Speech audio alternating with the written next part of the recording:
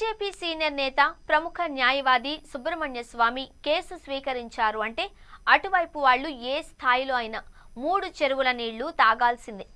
జయలలిత, శశికళ లాంటి వాళ్ళంతా స్వామి బాధితులే.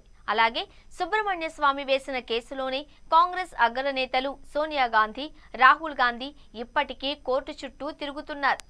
Tirupati deputy mayor ఉప ఎన్నిక సందర్భంగా జరిగిన హింసపై సుబ్రహ్మణ్య స్వామి ఏపీ హైకోర్టులో ప్రజా ప్రయోజన వాద్యం దాఖలు చేశారు. ఆయన పిటిషన్పై ఇవాళ హైకోర్టులో విచారణ జరిగింది. ఎన్నికపై స్టేటస్ రిపోర్ట్ ఇవ్వాలి అని ప్రభుత్వంతో పాటు ఎన్నికల సంఘానికి ఏపీ హైకోర్టు ఆదేశాలు ఇచ్చింది.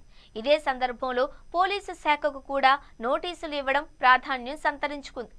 డిప్యూటీ మేయర్ ఉప ఎన్నికలో పాల్గొనేందుకు Tirupati MP doctor M Gurumurthy, mayor doctor Sirisha, MLC Sipayi Subrahmanyam, అలాగే వైసీపీ కార్పొరేటర్లు ప్రయాణిస్తున్న బస్సుపై గుర్తు తెలియని దుండగులు దాడి చేసినట్లు పోలీసులు కేసు నమోదు చేశారు. అయితే ఇందుకు సంబంధించిన వీడియోలు, ఫోటోలు ఉన్నప్పటికీ ఎవరో తెలియని వ్యక్తులు దాడికి పాల్పడినట్టు కేసు నమోదు చేయడంపై స్వామి తీవ్ర ఆగ్రహం వ్యక్తం చేశారు. అందుకే డిప్యూటీ మేయర్ ఉప ఎన్నికపై ఇచ్చే తీర్పు దేశానికే ఒక చట్టం కావాలి అని కోరుతూ స్వామి పిటిషన్ వేయడం చర్చనీయాంశమైంది.